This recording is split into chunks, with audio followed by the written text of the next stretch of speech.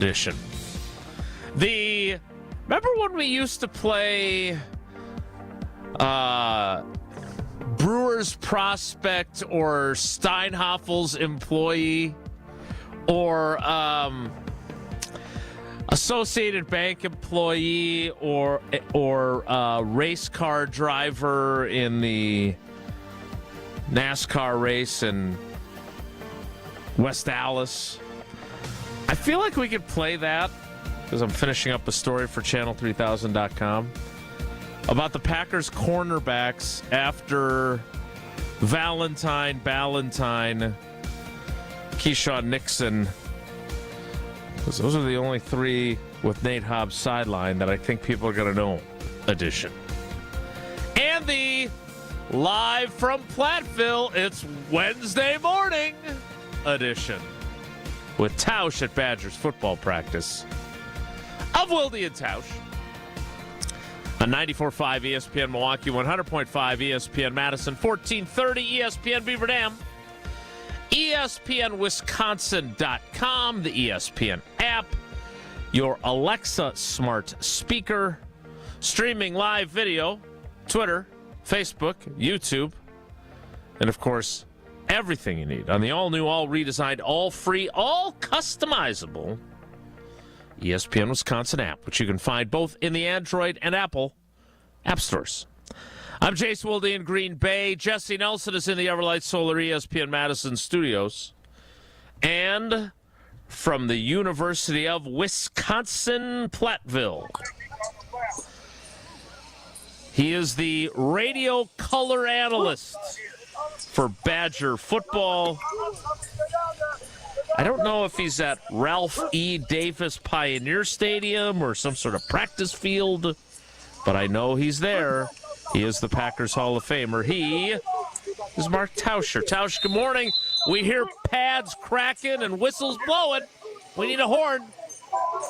We've had a few horns already. Yes, it is at Ralph E. Davis Pioneer Stadium. So practice just got started, and I'll provide a few updates as we go. But yeah, just doing some special teams, a little punting, and just getting this thing rolling. They're about a week in out here, so this is my first look at the fall version of the Wisconsin Badgers.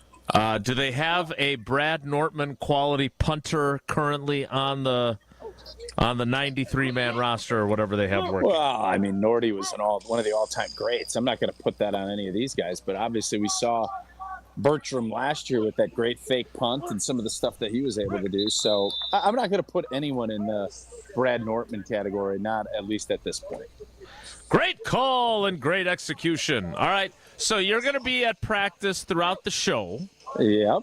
Now, Brian Bulaga had a conflict today. He rescheduled he's going to join us tomorrow instead. We will have Homer at 10:30. Okay. But have you have smaller story, but maybe you've been following it. Have you been following this Jim Rutledge saga?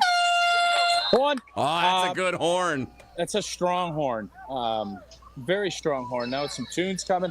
Yeah, I have. Rutledge is getting a lot of run, and it's funny because that's kind of what our job is to look at things, analyze them, and make interesting commentary. So I was laughing as you were talking, like that is your goal, is to never do that. That's Rutledge's goal, to do that on basically a daily basis, right? Well, yes and no. As I said, I don't want to have a hot take that is being so roundly criticized that it is making the rounds. If it was really smart and everyone's talking about, boy, this Rutledge fella, what a smart guy. He's really on top of that. He's got his finger on the pulse of where Matt Lafleur and the Packers are. That'd be different. But has he had anyone agree with him since this unfolded? So can we, just for reference, Jesse, can you run that audio so everybody can be recollected on what Jim said that was so controversial? Yes. Give me just a second to get situated here. There's a lot of moving parts going on here. While you're doing that, I was trying to buy you time for that, Jesse, so I'm not sure why the guy at football practice called for that, but be that as it may. Because we've been talking, you just mentioned it. I was going to have, is there a worse place to try and make a phone call than down in the Driftless area between Verona and Platteville? Because I had 2 or 3 calls I was doing on my drive down. Luckily, there was a lot of traffic, so I could do my hit with Vinny and Eric in the Madison area. Tell me there's a worse cell phone reception area than the Shale Cliffs of driving to Platteville and Dodgeville. I don't think there is. It's the worst. The absolute worst, Jerry. You do lose everything there for a good 15, 20 minutes. Why? All this technology and because it's satellites. driftless and cell serviceless, apparently. Well, it certainly feels that way, yeah. It sucks. I mean, that part sucks. So, did that buy you enough time, Jesse? It did. Yeah, thank you. All right, perfect. You're welcome.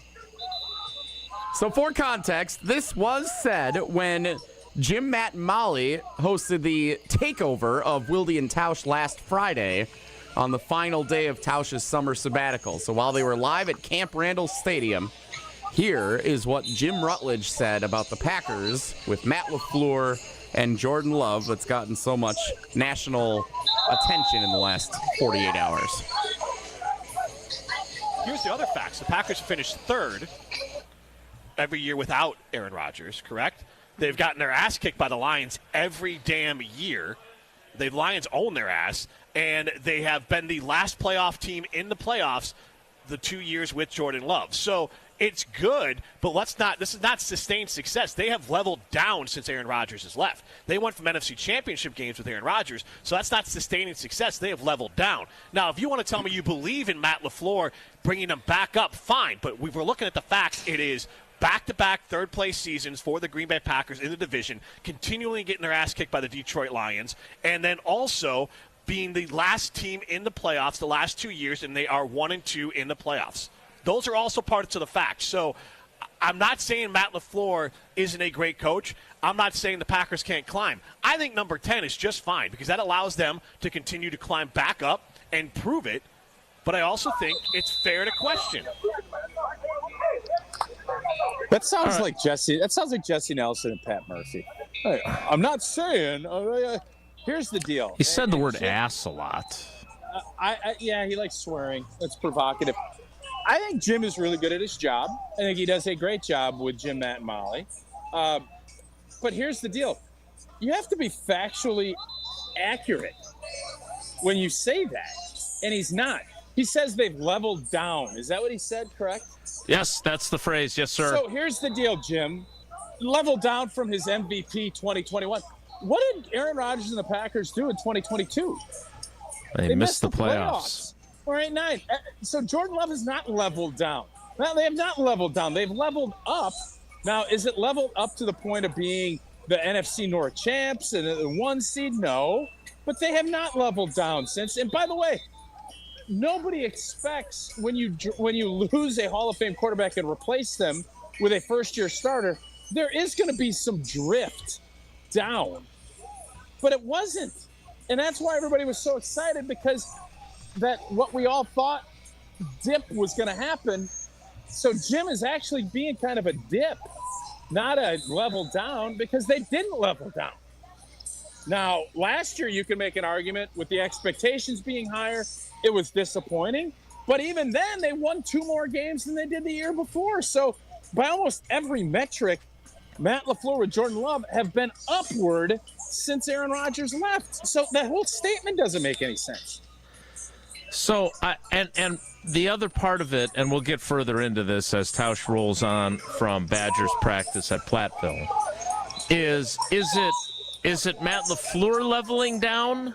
Because he's laying it at Matt LaFleur's feet. And that was the conversation I had with him yesterday. Like, I don't know. They had some of the most veteran teams during the first half of his tenure, and now it is a much younger roster every year. This is Goody's 5-year plan, and let's not lose sight of the fact that not only did they make the playoffs, I understand as the 7th seed, and unlike Tausch, I do believe that the argument to say, hey, if they don't expand the playoffs, we're sitting here looking at them going, well, these guys have missed the playoffs 3 years in a row now, and people look at that totally different. So I do think the 7 seed thing is a valid point. I do. Oh, it is, but let's be honest about that. I'm only bringing it up because if it didn't exist, the way we would view the Lafleur and Gutekunst tenures would be vastly different. They would not have gotten the opportunity to do what they did, beating Dallas, which is a huge win on their resume. Talk about college teams and what quality wins they have. That is a quality win against the number 2 seed on the road as the 7 seed, and they kicked, as Jim Rutledge might say, their ass. And then they had three quarters of the game in San Francisco or in Santa Clara. They were the better team than the 49ers, too. So the idea that doesn't count for anything in this leveling up, leveling down nonsense, that's one of the things I don't understand. But my point to Jim was yesterday, and we'll play my response to him because apparently we're just going to play what everybody has said to Jim, whether it's nationally or locally. But my point to him is, why is it Lafleur that he views as leveling down? Because the whole thing that prompted this conversation, Tausch, was that Bill Barnwell, or whoever did this, it was really long, so I didn't read the whole thing, ironically, had the Packers with the 10th best coaching staff in the league. And that's what set Jim off. So when I look at where they're at, I'm not sure, even if you want to be critical of where they're at going into 2025, I'm not sure that my criticism goes only to Lafleur. Does it for you? Who else does it go to? I think it goes to Goody. All right, so I understand it's August and we're not into games yet, but we've had this whole offseason. And was last season disappointing for a lot of Packer fans? Yeah, disappointing, 11 wins, but the fact that you didn't beat any big boy teams and you finished third in your division and you're a fingertip of Carl Brooks away from going 0-6, that was the disappointing part. What you've done in a 2-year period of time when you've replaced a Hall of Fame left tackle, a Hall of Fame wide receiver, and a Hall of Fame quarterback, it is no small task that you've replaced him with a quarterback you felt good enough with to pay him $55 million a year. I think we just need to slow our roll a little bit. And I know the expectation game in Green Bay is always high. It's always going to be, and that's the way it should be. The Packers have handled this transition very, very well. Now, is it as great?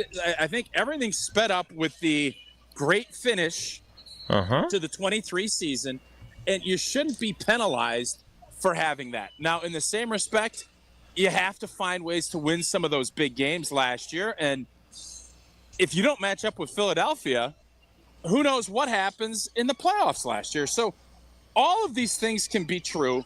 You can have this, but the leveling up part is not true. That is just not a factual statement. And that's why I don't take a ton of other credence in it. But to sit here and say this isn't a big year and the development of where this organization is going, heck yeah, it is. You have a lot of big decisions that are coming down the pipe, and it's all going to depend on how certain players play as far as if they're going to be a part of this moving forward. Well, I do think that there are some spots on the roster that you can say, I don't know how good I feel about them. I'm not Jason, saying how do you look at this transition? It's 2 years. That's draft picks. You can grade guys much better. How would you grade the transition from Rodgers to Jordan Love, Goody and LaFleur's handling of it, and the results they've gotten from it? It's an A. It's an A. No? I think it's hard to look at last season, and the standard argument is, well, they won 2 more games than they did the year before. I do think that the quality of those wins is open to question given what the AFC South was. And the fact that all of the NFC North teams had success against that bad division, right? The number that is hard to get past There's 2 of them. 1-5 in your division and a Carl Brooks fingertip away from being 0-6 there. And 0-6 against the 3 teams that finished with a better record than you. The Eagles, the Lions, and the Vikings. So I can't give you an A if in year 2, coming off of a 3-game winning streak to end the regular season, a resounding, impressive dismantling of Mike McCarthy's Cowboys, and having the 49ers on the ropes, and having your defense take a huge step forward in 2024 with a new coordinator. I can't give them an A. What are you giving them? A B plus. Like, I can't give them an A for that. So because they were so good late in that first season, you're going to penalize the transition. That I don't think that's penalizing them to give them a B. I'm not saying it is, but I'm saying you're penalizing them. Yeah, I think you are. Because of last season. And I just think where they're at, if you would have told everybody after they traded Aaron Rodgers that they were going to be a two years in a row playoff, a quarterback that you felt great about having moving forward, and a defense that got better and created more turnovers and are positioned themselves as one of the favorites in the entire NFC, and that's disappointing. I mean, I can't agree with that at all. I don't think saying it's a B is disappointing. I think what it is honest, though, is that if your expectations were raised, you talk about the expectation all the time, AJ Hawk, what they did to finish 2023, they lost their last 3 games last year, including at home. I understand that the Commanders were probably going to get the 6th seed anyway and everything else, but they lost at home to the Bears. They got swept by the Lions and the Vikings. I can't give anyone an A. That's like totally flunking one of your exams. And to say they still got a B, in my opinion, in the transition, I think is incredibly generous. All right. And by the way, we killed them in 2021 for their offense stinking up Lambeau Field when they had the most important number 1 seed in the history of the league, when the defense did its job, and they couldn't come up with one more touchdown when their offense and their special teams were terrible. That Eagles game was there for the taking, and the quarterback threw 3 picks, and they did not play well enough offensively. Now, do you want to make excuses because they lost Elton on the 4th snap and they didn't have somebody ready to fill in for him and they played Travis Glover, who got his lunch eaten? Sure. Who does that fall on that they didn't have a veteran offensive lineman that could have gotten them through that game? Like, let's not play revisionist history here. No one is saying they suck, and I don't agree with Jim Rutledge to say that they have leveled down. But let's not put lipstick on a pig on the way their season ended last year. It wasn't good enough. And you know who else doesn't think it was good enough? Goody and Lafleur, because look at the way they approached the offseason. Listen, they approached it with, we need to get better up front, but I'm just looking at this thing big picture. Of course you want to win more, and of course you want to advance and win championships.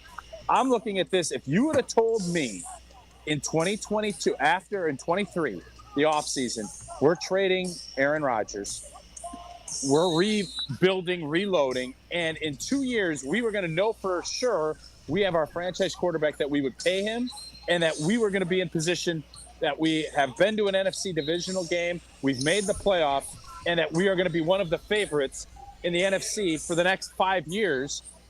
I would say that's pretty dang good by everybody involved. I'm not looking at this last year to there. I'm looking at this big picture transition, because that's what the crux of this conversation comes from, is have they leveled down since Aaron Rodgers? The answer is no, they haven't. Now, did they take the monster jump that we thought from 23 to 4? No. But the monster jump they took from 22 to 23 is so far above an A that I have to level it back and say that B that you're giving them is up, because they changed the whole blanket curve. The curve changed with the end of the season of 23. Well, we can debate what's quality, what's not quality, what deserves praise, what doesn't, but we can't debate that when it comes to Pella Windows and Doors of Wisconsin. They are the best. And for long-lasting comfort and reliability, it is easy to trust Pella. Each piece is specifically constructed for your home, and it's always designed with innovation, rigorously tested for quality and performance, and built to create long-term energy savings. And there's no reason to wait, because if you order by August 31st, you get zero interest for up to 60 months. And head on out. Wisconsin State Fair. Head on out to the Pella booth, where if you sign up, you can get some sweet new deals out there as well. You can get 5 years of no interest payments. Again, do that. Order by August 31st. Zero interest for 60 months. Visit PellaWI.com today to learn more. More with Tausch live from practice in Platteville with the Badgers. It's Wilde Tausch. Wilde Tausch is presented by Pella Windows and Doors of Wisconsin. Call Gina Della from Pella at 855-PELLA-WI or visit online at PellaWI.com/radio. Attention Milwaukee County residents. Are you prepared for the unexpected? From sudden storms to unforeseen emergencies, readiness is key. Take charge of your safety with a family emergency plan and an essential emergency kit. Stay informed and connected during emergencies. For tips and resources, visit us online or contact the Milwaukee County Office of Emergency Management. Prepare now, stay safe, and build a resilient community together, because readiness starts with you. Okay, raise your hand if you want to make your life a little bit easier. Great. Now raise your other hand if you like to be comfortable. Perfect. Now that you have both hands raised, imagine putting on your shoes. And that, folks, right there is your answer to an easier, more comfortable life. Go hands-free with Skechers Slip-ins. This is footwear you don't need your hands to put on. They can be raised in the air, and you can just step it and go. Why don't you experience what people can't stop talking about? Life-changing Skechers Slip-ins. Get your Slip-ins at a Skechers store, Skechers.com, or wherever stylish footwear is sold. If you didn't think skipping breakfast was a big deal, you'd be right. Before. But now, Wendy's has Buck Biscuits. We're talking sausage, egg, and cheese biscuit, bacon, egg, and cheese biscuit, or even the Honey Buddy Chicken Biscuit. For just $1 each. Seriously, you can get all three if you want. They're just $1, so you'll never skip breakfast again. If you're smart. Breakfast for $1? Gotta be Wendy's. Limited time only. Price and participation may vary. Limit 5 qualifying items per transaction. Not valid in the combo while supplies last. Milwaukee just got hotter. Announcing the buys of summer at Ewald Automotive Group. Get the lowest prices guaranteed on new vehicles. We'll beat your best price by $500 or we'll pay you $500 cash. Guaranteed. With over 1,500 vehicles to choose, you're sure to find the perfect ride for your family. 11 brands, 10 locations, one easy experience. Don't miss Ewald's Buys of Summer sales event going on now. Go to ewaldauto.com. See dealer for details. Expires month end. It's time for the Milwaukee Baseball Report on 94.5 ESPN. Brought to you by National Liquor Mart. Packed with the best beer, liquor, seltzer, and spirits deals in town. Located at 16th and National in Milwaukee.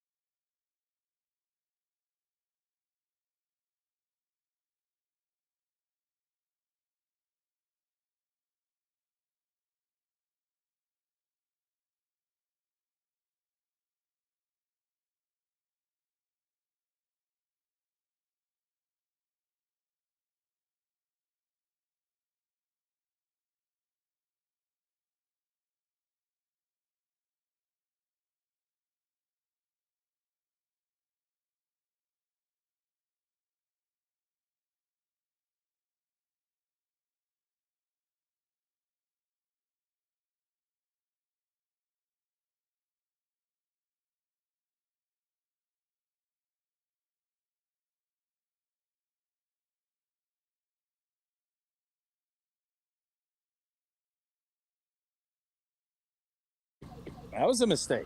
So There's all kinds of mistakes So that if are you're made. giving them an A,